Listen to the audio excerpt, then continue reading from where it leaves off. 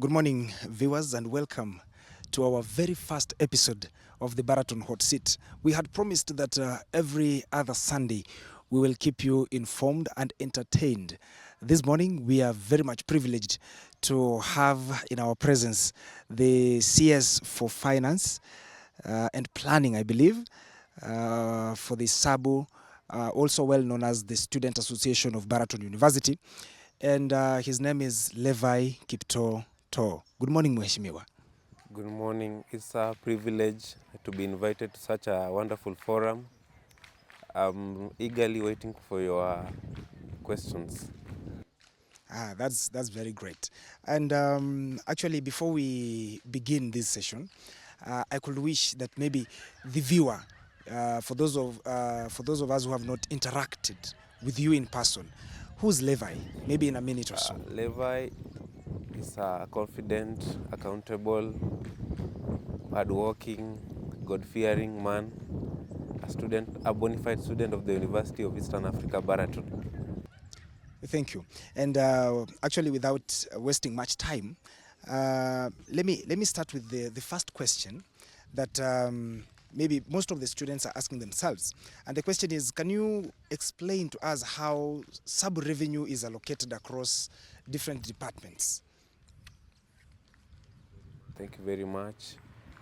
Under the SABU budget, we have three main areas where the money, the revenue is dispersed. We have SABU activities. Under SABU activities, we have SABU bursary, we have SABU sports activities, and the last bit of it is SABU welfare.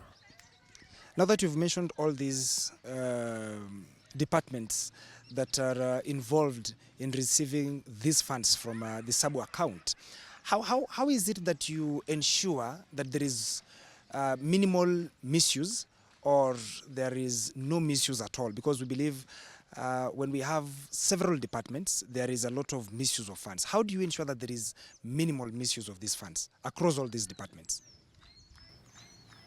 We have control measures in place. The control measures include audit trails. We have the Public Accounts Committee, which is responsible for all the revenues used and allocated under the SABU project, which also acts as an watchdog for the government. And are these records available to the general public, to the students? And if they are available, how exactly can they get them? The records are available. The students can claim them at any time if there is need for accountability. Then I believe they should be posted to them on a regular basis, because this will help them keep track of whatever is going on. And I believe your office can work on that. Yes. Then something else that I think the general public may also want to know is what portion of the SABU funds directly affects the average students? Because the past 1 week and the next coming around 2 or so weeks, registration is on. Some students are still crying that they do not have enough fee to clear their balances. Or enough money to clear their balances. How does that fund, do you have a fund that affects them directly, and how does it help such students? Our government has set aside 670,000 to fund needy students. We have a bursary program which will roll out in the few coming weeks. It's only that we are waiting for the management to approve the money. Number two, we have the feeding program, which we have allocated 200,000 Kenya shillings, which will help the needy students. So if I got you correctly, is we are talking about the money that has been allocated, so which means it's money that we have in our accounts. If I may ask, are we waiting for the registration to close, or it will help students in the forthcoming registration cycles? It will help the students in the forthcoming registration. My understanding is that in the coming weeks, we will have a clear criterion on how the bursary will be awarded to students. It's only that we are working on a few logistics to make that happen. Actually, in this institution, we do have academic societies. We also have student clubs and ministries. How is your department pushing to support these departments financially? Our department has policies which assist students to raise funds such as welfare. We have implemented policies which will ensure that there's no shortages of revenue in those departments. And there is this amount that is collected that is meant to support various departments. Maybe someone from the Department of Education, someone from the Department of Humanities and Social Sciences, someone from the Department of Nursing, and the very many departments that we have around. I want to believe that part of that money also is also used by your department in the achieving the development goals in your government, or that is purposely for the departmental levels?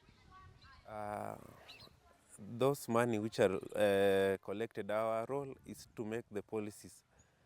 The money does not come to our account directly. It goes to the departments, which the department has presidents and a working constitution which guides on how they will use their money. So for us, we only make policies to guide the process on which and where the money is allocated and used.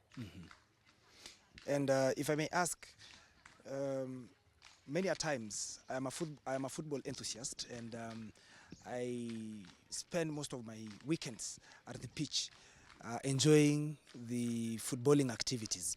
And sometimes we realize that there are students or players who get injured. Do we have an emergency fund that maybe deals with such emergencies or any other emergency? For instance, we had a fire sometime last semester.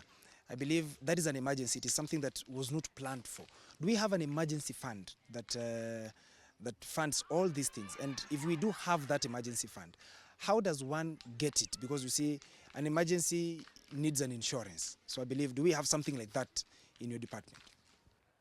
Under my department, as for now, we have many loopholes in our constitution. There is no provision for emergency funds. We are currently working on drafting a new constitution, which will have provisions for emergency funds. So at the moment, we may not be having the emergency fund. But on your word, is that the current review or amendments of the Constitution that you're currently working on, you're planning to have an emergency fund inculcated in the entire process? Yeah. That is very well. Then something else that I could also wish that you help us understand is, over time, in every government, regardless of the government, the level of the government, whether national politics, local politics, even campus politics, where you play a part, we usually have criticism. How do you handle criticism? Because we may have positive and negative criticism. It will always be there. So how do you handle such? I engage critics with facts, figures, and track record. But it reminds me that you've been in office for the last 2.5 months, bearing in mind that you are in the court, battling a court case against your election and the entire body that was in office. For the last 2.5 months, maybe for the purposes of our viewer who's watching this program, and maybe who wants to understand of the track record of the few things that you may have done, because you had a manifesto when you entered office and there are plans that you had. What have you done in the last 2.5 months that someone can look back to and say, yes, this we can point it back to Honorable Levi? I promise my comrades that we will have bursary funds, of which we have allocated money, 670,000. I promised to allocate money which will provide food for the needy comrades, for which we have allocated 200,000 Kenyan shillings. For me, that's a track record which I use to engage critics. And may I also ask, because you've also mentioned the part where you have a fund that is going to help those who are needy, the guys who, or you've called it the feeding program. Yeah. May I also get to understand, also for the purposes of the viewer, that this feeding program, how do you identify that this person has a problem with food? And if this person has a problem with food and cannot manage to feed himself, to what extent is your office going to help them? My office has a committee which has been delegated the power to carry out the activities regarding the program. The committee will vet the members and provide them with a letter confirming their level of neediness. Mm-hmm. So will your office give them food, or they will give them access and clearance to the cafeteria? It will give them clearance to the cafeteria. Is it something that is timely, or it is something that is timeless? Because you see, maybe the amount that has been allocated by your office may be focused to achieve, or maybe to help a larger society, and and some people, by the way, may act needy. So will they be given food, or will they be given access to the cafeteria?